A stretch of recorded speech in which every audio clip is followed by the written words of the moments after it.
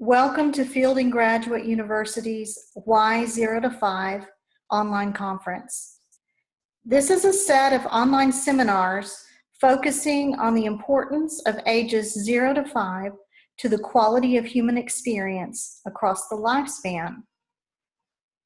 All seminars are presented by the faculty of the Infant and Early Childhood Development, or IECD, PhD program. About me. I am a clinical psychologist living and practicing in Lubbock, Texas. I am involved in a variety of professional activities in my community and throughout the state of Texas and the country. I maintain a private psychology practice serving perinatal women and children ages 0 to 5. I teach core courses in the IECD program. I also maintain privileges at Covenant Children's Hospital, where I serve hospitalized antepartum and postpartum women, and also NICU families. And also, I usually have writing and speaking projects underway. Recently, Proclaris Press published a book of mine entitled Perfect Mothers Get Depressed: Why Trying to be Perfect and Please Everyone Increases Your Risk of Postpartum Depression. This presentation covers many aspects of maternal depression and its effects on and interactions with child development. Since covering maternal depression and its effects throughout the entire lifespan would be a truly vast subject, I have chosen to emphasize perinatal depression today. I believe that this will give you a good introduction to the adverse consequences to offspring that occur when mothers are depressed, and also will dovetail nicely with our theme of why ages 0 to 5 are so important. First things first, we really need to have a good understanding of how depression develops within persons and across generations. And this involves knowing something about the emerging field of developmental psychopathology. First, let's define the terms. Psychopathology refers to disturbances in behavioral, psychological, emotional, or cognitive functioning that result in one or more of the following: distress, or the person is in emotional pain; dysfunction, when the person can't function normally in various settings such as home, school, or work; deviance, she is significantly different from what is expected in her culture, so that she has trouble being a part of her community; or danger, she poses a danger to herself or others. Depression can cause disturbances in every one of these areas. Developmental psychopathology is an emerging field of study that seeks to define and explain how psychopathology unfolds over time. As this field expands and matures, it has become increasingly evident that the old question of nature versus nurture, or whether psychopathology is innate and inevitable, or whether it's a product of the environment and experience, that nature versus nurture question is a false dichotomy. From parent to child, how does it work? The emerging field of developmental psychopathology is proposing and testing complex models of reciprocal causation, or the way that parents, children, and their shared environments mutually influence one another. While it is well established that the psychological, emotional, and behavioral problems experienced by parents, as well as dysfunctional parent-child relationships, are major influences on the development of problems in the offspring, it is also well established that not every child will develop equal problems when exposed to equally adverse circumstances. This is a mystery that developmental psychopathology attempts to untangle and explain. When parents exhibit psychological problems and when their parenting is subsequently impaired, why do some children develop normally and others develop emotional and behavioral problems? This can be explained by the emerging literature on the influence of genes on behavior. Children with more robust genotypes, or at least genotypes that are less sensitive to the types of parenting inadequacies to which they personally are exposed, those children are less likely to be harmed by poor or insensitive parenting. Additionally, some children have other influences, such as loving relationships with grandparents or other relatives that mitigate the damage that might otherwise be done. Genes and genes by environment influences. For example, we now know that genetic factors are strongly implicated in infant and toddler temperament. Genes regulate the level of behavioral inhibition or withdrawal behavior and disinhibition or approach behavior during early life. We also know that stress in the family during early life interacts with the child's genetic vulnerabilities and has an impact on the child developing behavior problems, such as hyperactivity. Maternal depression can be viewed either as a family stress or as a woman's response to family stress, or both. So this is an important consideration in this discussion. The timing of the family stress or adversity is also important and adds to the complexity. It appears that high levels of family stress during the first 3 years of life is particularly harmful. And the first year of life is a particularly sensitive period for family stress to adversely impact a child's development. Genes by environment 2. Different genotypes display different susceptibilities to experiences that have already been identified as risk factors. This includes exposure to poor parenting, insecure attachment status in toddlerhood, and high levels of stress. This helps to explain why children exposed to similar early experiences can have widely varying outcomes later in childhood and across the lifespan. The literature does not cover all possible child characteristics or all developmental pathways, but certain child characteristics are known to vary by both genotype and type of environmental exposure. These characteristics include effortful control, which is a fundamental building block of self-regulation, and this is something that appears in early childhood. Also, another child characteristic known to vary both by genotype and type of environmental exposure is sensation-seeking behavior. And this forms the basis for risk-taking, risk judgments, and impulsivity. And also another characteristic is the functioning of the HPA, or hypothalamus pituitary adrenal axis, which is the stress regulation system, which guides the individual's response to challenge across the lifespan. It should be noted that while suboptimal parenting can contribute to developmental problems, sensitive parenting can buffer children's genetic susceptibilities so that problematic outcomes are prevented or mitigated. Early versus late emerging traits. Early emerging traits are more heavily influenced by genetics.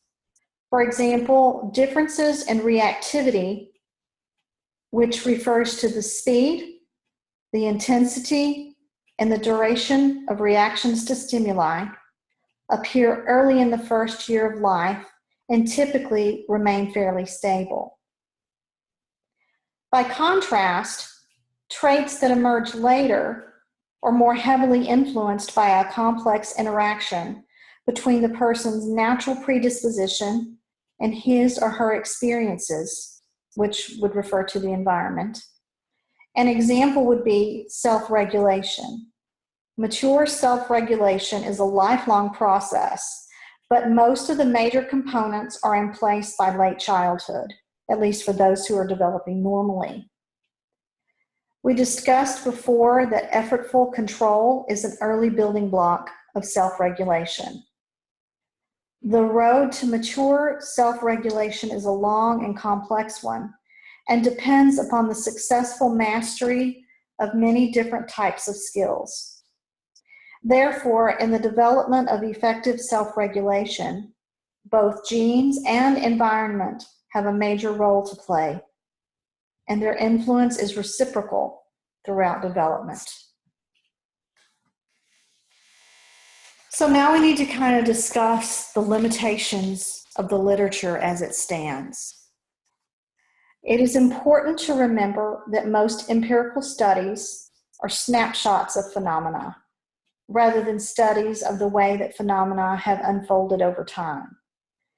Therefore, although we have an extensive literature on the adverse effects of maternal depression on child outcomes, we do not yet have a clear picture of how these effects unfold, what factors build resiliency in some children and not in others, and how they progress over time. The parent-child relationship is not a one-way street. While the influence of parents on their children is clearly important, less is known about how a child influences the way he or she is parented and how that child influences the parent in general. It is known that children do influence the process of their own development, and one of the ways they do this is through their impact on their parents. And also, the third limitation to be noted today is that age or developmental stage has not always been a planned variable. This means that quite often in the literature, the effects of maternal depression on children has been reported across wide developmental spans, for example, ages 2 to 5, so that developmental effects cannot be extrapolated.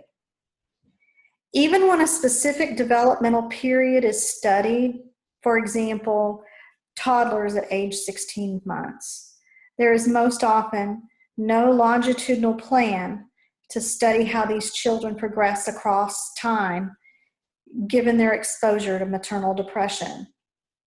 Additionally, the timing and chronicity of their exposure of maternal depression has not been studied in a standardized manner, except perhaps with prenatal depression, since pregnancy itself provides the definition and parameters for defining this period.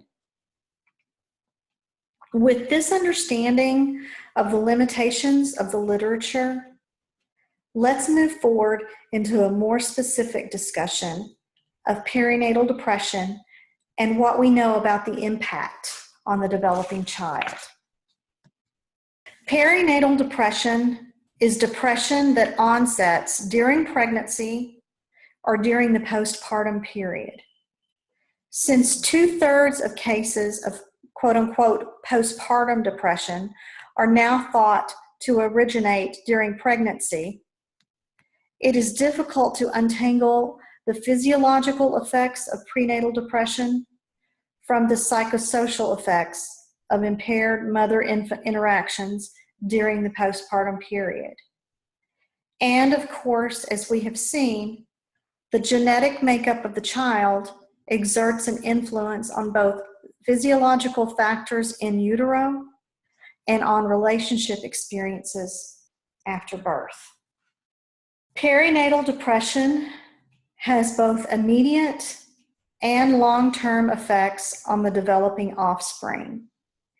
We will be looking at a broad overview of both types of effects, always keeping in mind that we talk about risk and risk factors because outcomes are not determined by one influence such as maternal depression, but rather are a complex interaction between many influences. Maternal depression acts as a risk factor for many different types of undesirable outcomes. The effects of maternal depression appear to be dose dependent, meaning that how early the depression begins, whether it is chronic or short-lived, and how severe it is are important factors. The severity of the effects on the offspring vary according to these factors, as well as other risk factors for developmental difficulties. Neonates of mothers suffering from dysthymia, which is a chronic form of depression, have been found to be more likely to be born preterm and to have a developmental delay than mothers with shorter-term major depressive illness. Depending on how depression is defined and how it is measured, the literature gives a range of prevalence that ranges from 6 to 38% of all childbearing women. About 2/3 of cases of perinatal depression begin during pregnancy, with more severe depression reported during the first and third trimesters. The accumulating evidence of the continuity of depressive symptoms, beginning in pregnancy and continuing throughout the postpartum period, has led to the conceptual shift from talking about postpartum depression to perinatal or peripartum depression. There are quite a few risk factors that are associated with perinatal depression. These risk factors include low self-esteem, a history of depression and or anxiety, low social support, meaning both emotional support and instrumental support. These risk factors include lack of a life partner, marital conflicts are also added risks, negative cognitive style, major life stressors happening during or around the pregnancy, low income or poverty, and a history of abuse, and that can be in childhood or as a result of domestic violence. The pregnancy being unplanned is also a risk factor for perinatal depression. Risks to pregnancy health. It is well established that depression during pregnancy is associated with undesirable pregnancy outcomes, including an increased risk of intrauterine growth retardation, IUGR, preterm birth, impaired placental function, fetal hyperactivity, which is associated with growth delays, and irregular fetal heart rate. Growth delays have been noted on multiple measures, including fetal length, weight, femur length, and abdominal circumference. 2 factors are theorized to mediate between maternal depression and fetal physiological measures. First of all is maternal cortisol production, which is directly related to fetal cortisol exposure. And the second is intrauterine artery blood flow, which is impacted by depressive symptoms.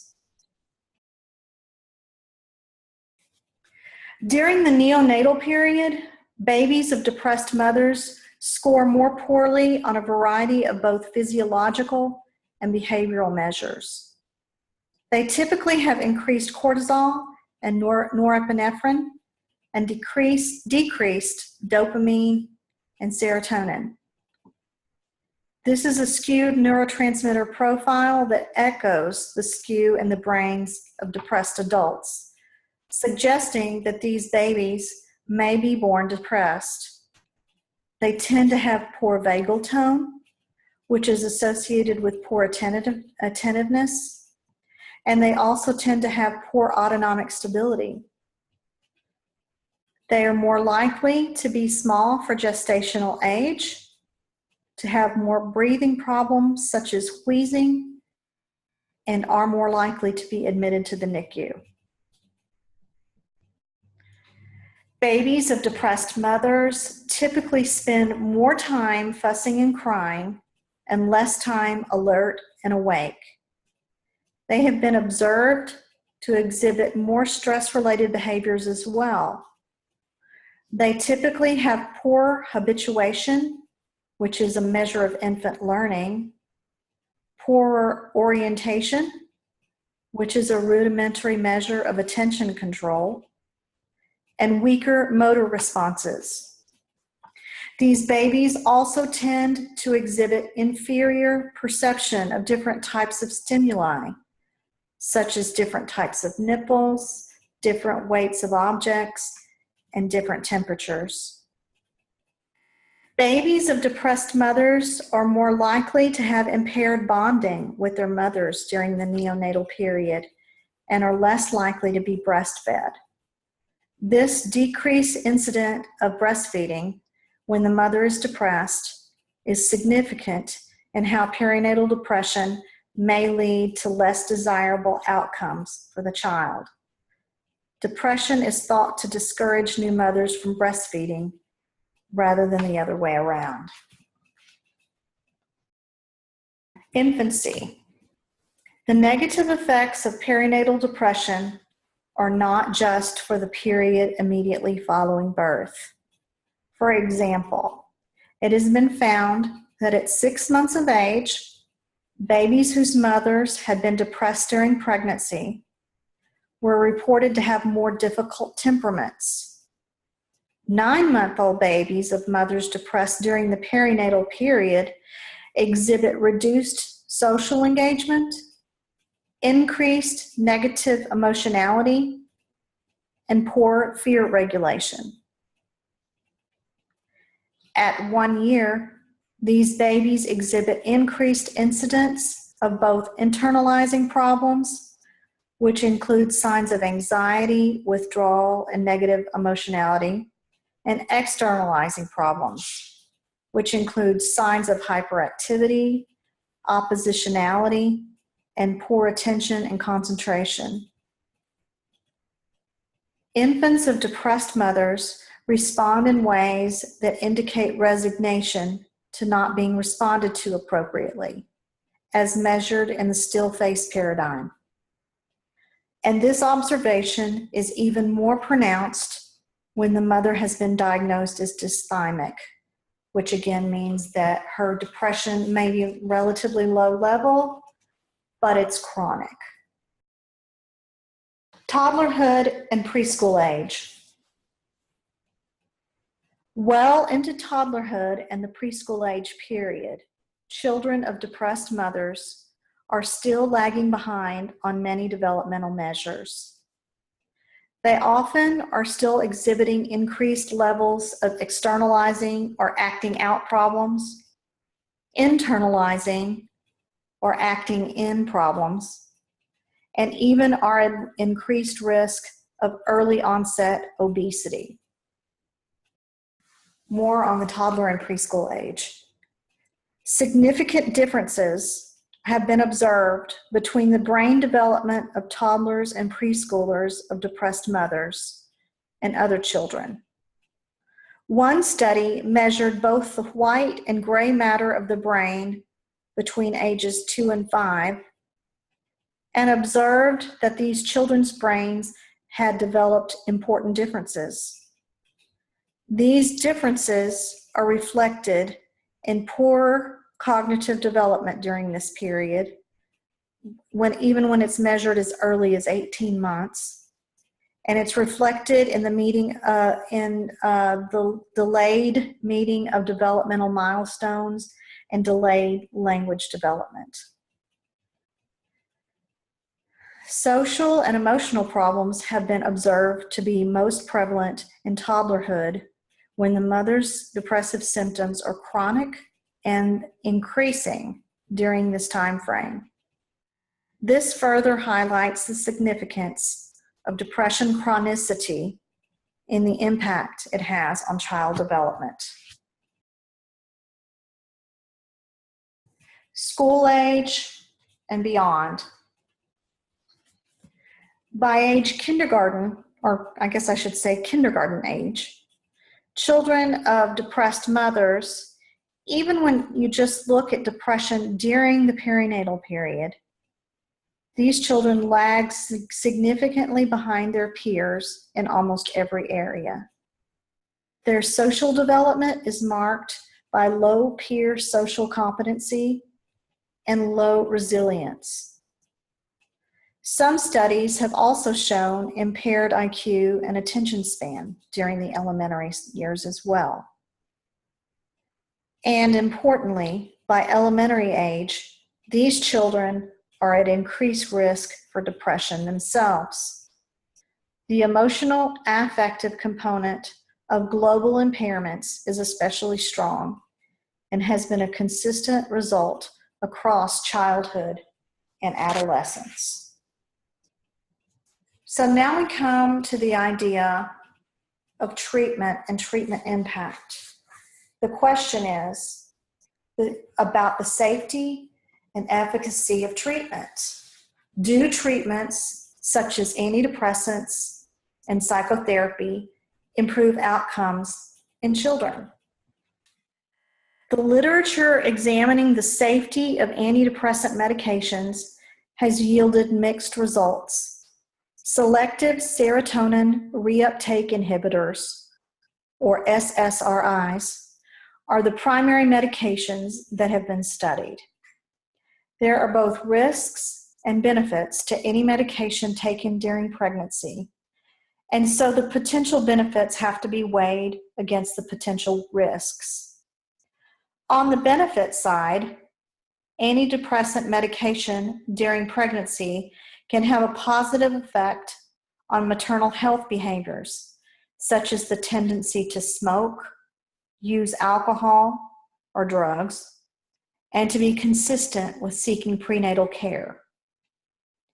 There is also a reduced risk of suicidality when the medication is effective, which is an important consideration for both fetal and maternal health.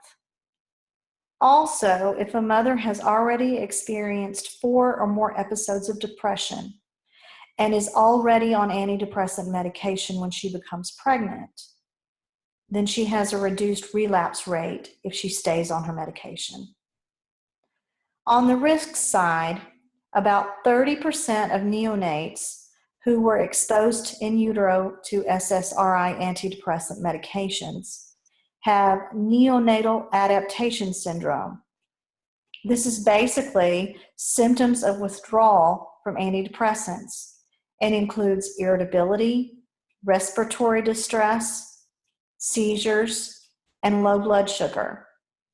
Of these symptoms, respiratory distress is typically the most severe symptom.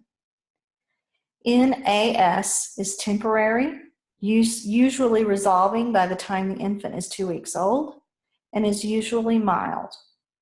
Some studies have found that neurodevelopmental outcomes are similar to untreated depression, and that boys exposed during the first trimester to antidepressants may be at increased risk of autism spectrum disorders. It should be emphasized that for almost every study that has found adverse outcomes due to antidepressant use, there are others that have failed to find them.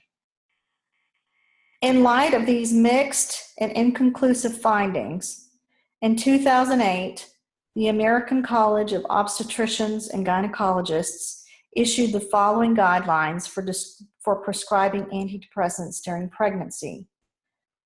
Number 1, when possible, use monotherapy or one antidepressant drug rather than a combination. 2, avoid changing medications. 3, prescribe the lowest effective dose. And 4, refer the patient to psychotherapy to boost the effectiveness of antidepressant treatment. In my personal practice, I typically see improvement in depressed perinatal women through the process of psychotherapy. Some of these women are adamantly against the use of medication, and still others would prefer to fix themselves with a pill. I tell them all, meds work faster, but therapy works longer. In other words, a depressed client can expect to feel better in 2 to 4 weeks after beginning antidepressant medication. However, medication suppresses symptoms, but does not change the fundamental ways that women think, feel, and act that lead to depression.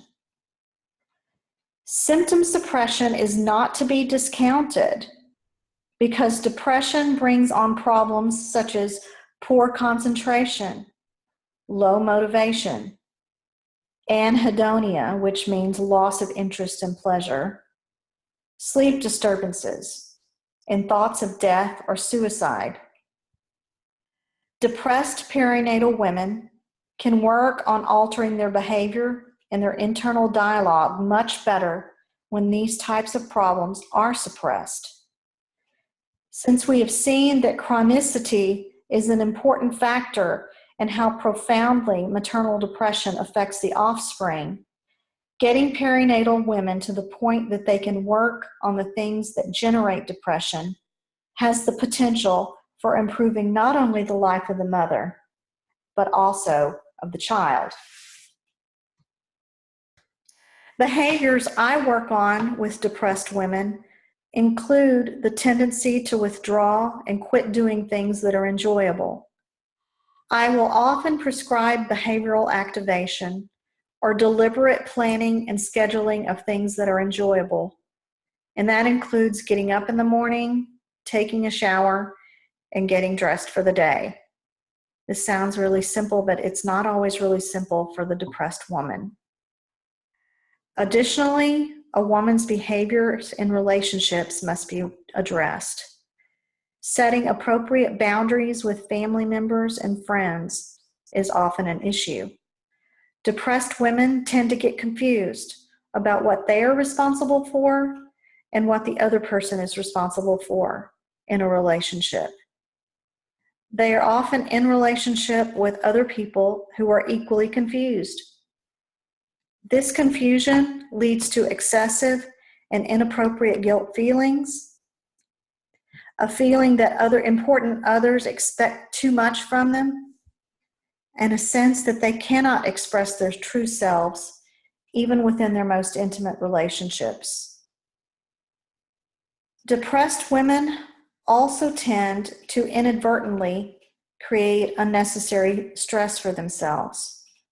This can come about by being unable to say no, by not knowing how to appropriately express irritation or anger, or by not knowing how to appropriately care for their own needs. These types of behaviors lead to an endless feedback loop of regrets and self-criticism that lead to more dysfunctional behaviors.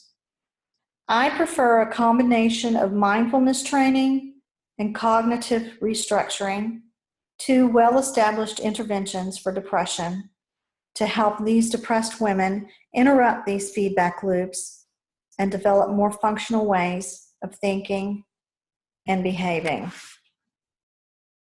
So, what conclusions can we draw today?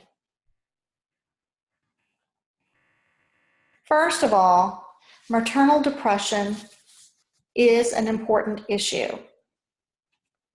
There's detrimental effects on the offspring, And that goes for the fetus, the neonate, the infant, the toddler, the child, the adolescent, and even on the adult offspring. Also, maternal depression is not rare. A significant number of families are impacted by maternal depression, making it an important public health concern. And the last thing that we can conclude is that maternal depression is treatable. When depressed moms are treated, both mother and baby benefit.